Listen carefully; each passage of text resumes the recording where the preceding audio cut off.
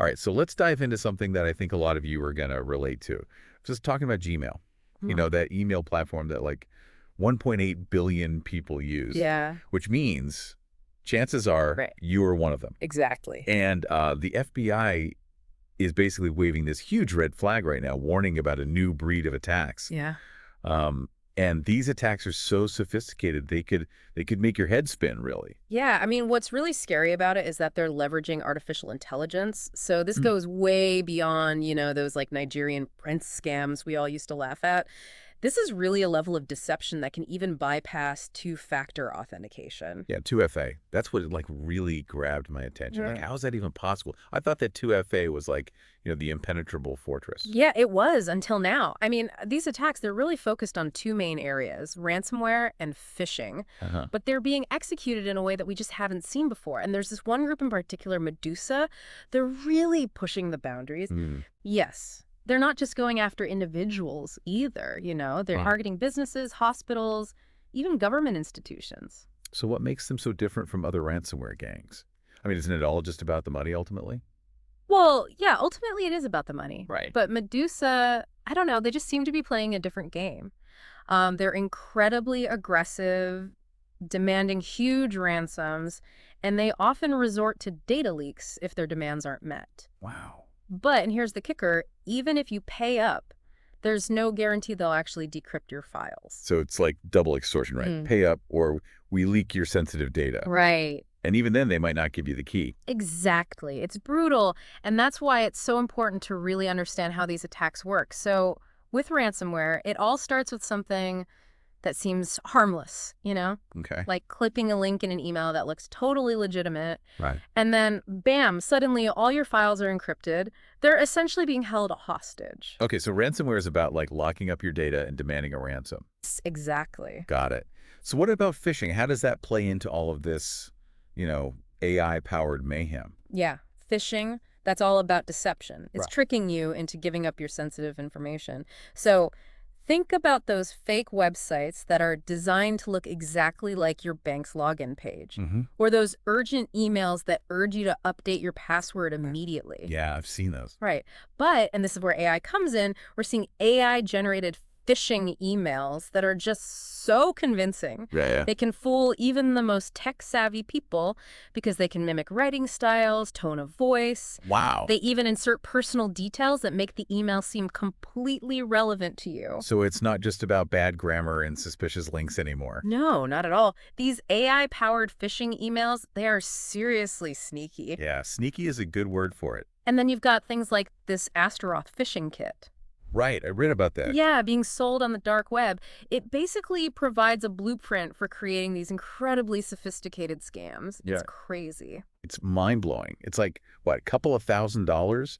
And anyone can get their hands on these tools. Yeah, a couple $1,000, that's it. Complete with updates delivered via Telegram. I know, it's like a subscription service for cyber criminals. Yeah, exactly. It's a chilling thought.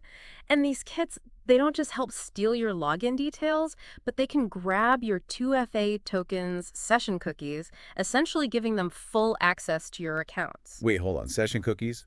What are those? And why are they so valuable to hackers? Yeah, so think of session cookies as like your digital ID card. So- So when you log into a website, a session cookie is stored on your computer, Mhm. and it allows you to stay logged in without having to re-enter your password every time. Right.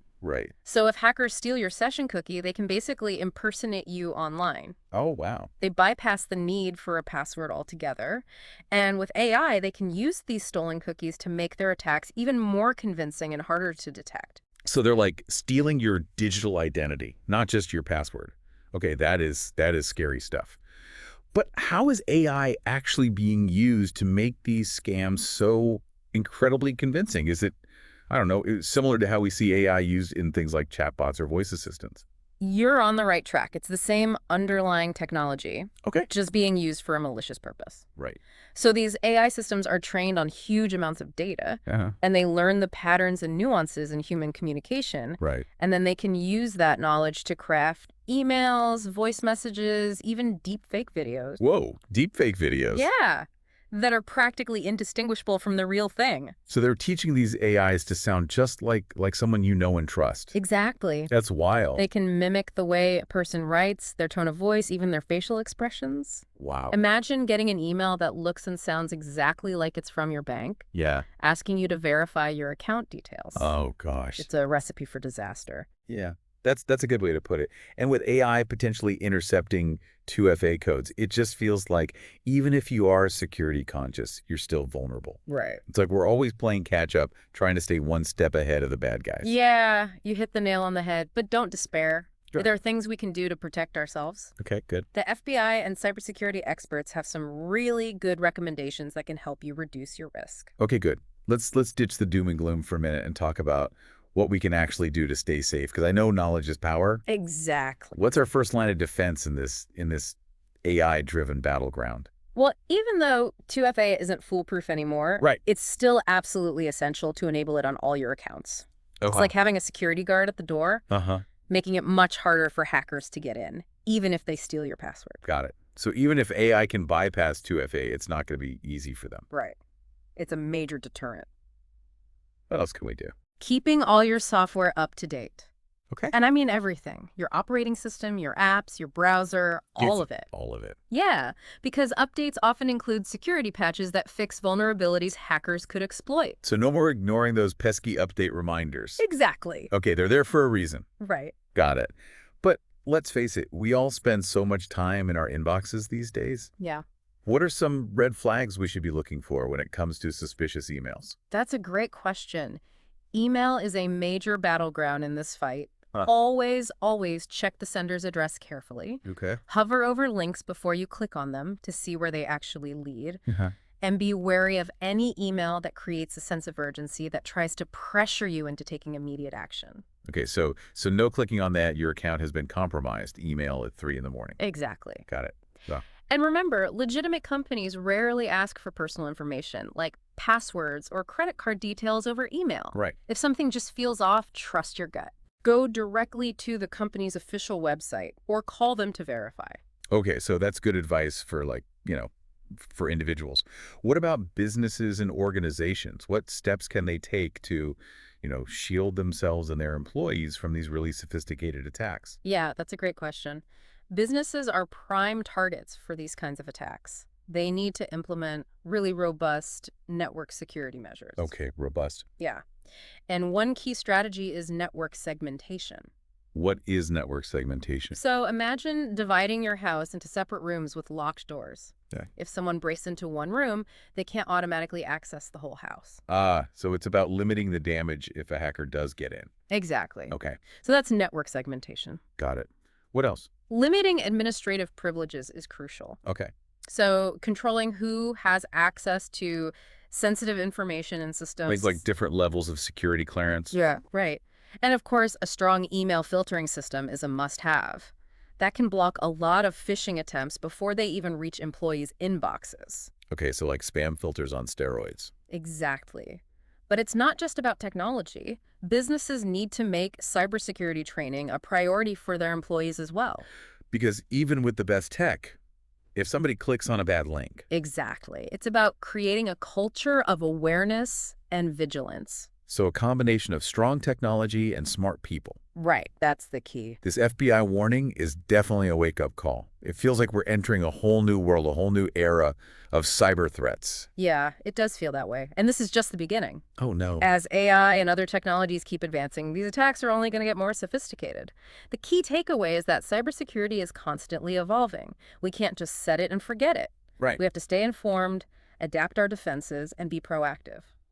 So what does that mean for our listeners? What should they be taking away from this deep dive? I think the most important message is, don't panic, but take it seriously. We've outlined some concrete steps you can take today to improve your security. And just as important, make cybersecurity an ongoing conversation. Stay curious, keep learning, and share what you know with others. I love that. Right. It's like a digital neighborhood watch. Exactly. We're all in this together. Okay, so even with 2FA, it sounds like we can't just, sit back and relax. What other practical things can we do to stay ahead of these AI-powered scams? Like, do we just have to be super suspicious of everything that shows up in our inbox now? Well, a healthy dose of skepticism is never a bad thing, especially Yeah. when it comes to emails and online interactions these days. But it's not just about being suspicious, it's about being informed and proactive. So, okay, besides enabling 2FA and keeping our software updated, what are some specific actions we can take? Like, give us the inside scoop. Okay, so one simple but super important step is to carefully look at every single email you get, especially the ones that are asking for your personal information or trying to get you to do something right away. Okay. Check the sender's address very carefully. And before you click on any links, hover over them to see the actual URL and be extra careful with attachments. Speaking of attachments, I almost clicked on one the other day that looked like it was an invoice from my internet provider, but something just felt a little off. Yeah. So I decided to call them directly, and guess what? It was a phishing attempt. I'm so glad you did that. Yeah, it's just crazy how convincing these things can be. It is. It is. Cyber criminals are getting really good at, mimicking legitimate companies and using these social engineering tricks to try to fool people. Yeah. So trusting your gut and double checking with the source directly is a great strategy. It's like that old saying, measure twice, cut once. But in this case, it's more like think twice, click once. Right? Yeah. But what about those AI-generated emails that we talked about earlier? How can we even spot those when they're designed to be, like, so believable? That's a really good question, and that's where things get really tricky. Because AI can craft emails that sound personal, they're relevant to you, and they don't have those usual red flags like, spelling errors or awkward phrasing. So it's like, what's our secret weapon then? What do Right. we do? I think the best defense is a multi-layered approach. Okay. First of all, just be aware that these AI-powered scams exist. Okay. Just knowing that they're out there can raise your awareness and make you more cautious in general. Right. Forewarned is forearmed. Yeah, exactly. Second, pay close attention to the details. Yeah. Even with AI, there might be some subtle inconsistencies or little clues that give it away that something's not quite right. Right. Maybe the tone or the style of the email feels a bit off, or maybe there's a slight difference in the sender's email address. It's like those spot the difference puzzles, but with much higher stakes. Exactly. And then third, use technology to your advantage. Okay. There are some really great email security tools and browser extensions out there that can help you detect phishing attempts and flag suspicious emails. So they're like digital bodyguards. Yeah, exactly. They can provide that extra layer of protection. So it's a combo of awareness, careful observation, and using the right tools. Exactly. Okay, so that makes sense. But what about businesses? What are some steps that they can take to protect themselves from these AI-powered attacks? Yeah, businesses definitely need to be proactive and take a multifaceted approach. Okay. One really important thing is to have really strong email filtering systems in place. Good. Those can help identify and block phishing emails before they even get to employees' inboxes. So it's like a spam filter on steroids. Yeah, exactly like that. But it's not just about filtering emails, right? Businesses also need to prioritize training for their employees. Yeah. Teaching them about the latest threats, including these AI-powered scams, and showing them how to spot and avoid them. Right, so give your employees a crash course in digital self-defense, basically. Yeah, exactly. But beyond email, what other areas should businesses be focusing on when it comes to cybersecurity? Network security is critical. Okay. And that means implementing things like firewalls and intrusion detection systems and other security measures to prevent unauthorized access. So building like a strong digital fortress. Exactly. But it's not just about building walls. Right. It's also about having a plan in place if a breach does happen. Okay. Like having a good data backup and recovery plan and an incident response plan that outlines exactly what to do if you are attacked. So be prepared for the worst, but hope for the best. Right. Exactly. Makes sense. But with all this talk about AI-powered attacks, it's easy to feel a little overwhelmed and maybe even a little powerless. Huh. What would you say to our listeners who might be feeling that way right now? I totally get that feeling, but it's really important to remember that we're not helpless in this fight. While the threats are constantly evolving, so are the tools and strategies that we have to defend ourselves. So it's like a constant game of cat and mouse. In a way, yes. But we can definitely tip the scales in our favor by being informed, proactive, and adopting that multi-layered approach to security.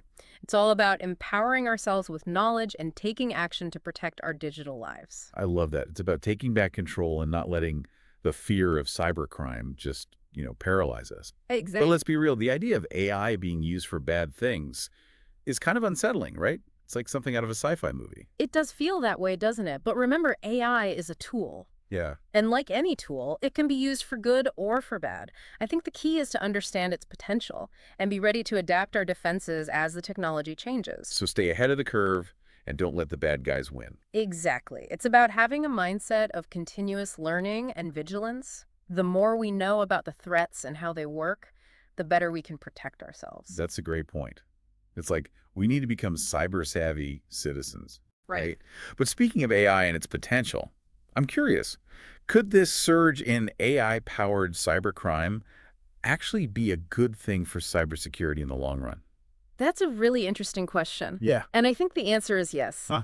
The fact that these AI-powered attacks are happening is forcing the cybersecurity industry to innovate and come up with new solutions much faster than before. So it's like it's a wake-up call, right? Yeah, Exacting us to do better. pushing us to up our game. It's driving the development of more sophisticated tools, stronger defenses, and more collaboration and information sharing within the industry. So it's like a silver lining to this dark cloud of cyber threats. Yeah, in a way it is. It's forcing us to be more creative, more collaborative, and more proactive, and that can only be good for cybersecurity in the future. That's a hopeful thought. Mm. And speaking of the future, I want to talk a little bit about what AI could mean for both cybercrime and cybersecurity in the coming years. Okay. It's a topic that's both exciting and a little bit scary. I agree. AI is such a powerful technology, and it has the potential to totally change how we protect ourselves and also how cybercriminals launch their attacks. So it's a double-edged sword. Exactly. On the one hand, AI can help us create really sophisticated defenses, Mhm. automating threat detection, identifying patterns that humans might miss, basically acting like a digital guardian angel. Okay, that sounds good. Right. But then there's the flip side. AI can also be used to automate and scale up cyber attacks, Yeah? making them faster, more efficient, and harder to detect. We're already seeing that with these AI-powered phishing kits and ransomware tools. Because like you're giving these cyber criminals superpowers. Yeah, in a way it is. But it's not just about automating the attacks that already exist. Right. AI could also be used to create entirely new forms of cybercrime that we can't even imagine yet. Oh, that's a little scary. It is a little bit scary. So it's like a race against time, Yeah, with both the good guys and the bad guys trying to use AI to their advantage. it is. And the stakes are higher than ever. Our world is becoming more and more digital Yeah. and more interconnected, so the impact of these cyber attacks could be huge. So what does all of this mean for the future of cybersecurity then? I think we're moving into a new era, Okay. one where AI is going to play a major role on both sides. Right. The challenge for all of us is to make sure that AI is used for good, that we develop new and creative solutions and strategies that can keep up with the changing threat landscape. So it's a call to action for the cybersecurity community. Absolutely. We need to be proactive, collaborative, and constantly innovating. We have to think outside the box, anticipate what the threats might be in the future, and come up with solutions that stay ahead of the criminals. That's inspiring. It's like turning this challenge into an opportunity to make the digital world a safer place for everybody. I like that. But let's be realistic, not everyone listening is a cybersecurity expert. Oh, What advice would you give to people who want to protect themselves but feel overwhelmed by all this talk of AI and these sophisticated attacks? I would say don't panic, but do something. Start by taking those basic security measures that we've been talking about today. Yeah. Enable 2FA, keep your software updated, be careful about what you click on, and use strong and unique passwords. Okay, those are all great starting points. They are. What else can our listeners do to stay informed and feel like they have some control over this? Stay curious and stay informed, and don't be afraid to ask questions. There are so many resources available online, websites, blogs, podcasts like this one, Right. that can teach you more about cybersecurity and the latest threats. Right, knowledge is power. Exactly. And the more we know, the better we can protect ourselves and our families, too. I agree. But I think it's also important to remember that cybersecurity isn't just about technology, right? It's about people, too. It is. It's about creating a culture of awareness and responsibility online and offline. It's about thinking about our digital footprint, protecting our information, and treating other people with respect online.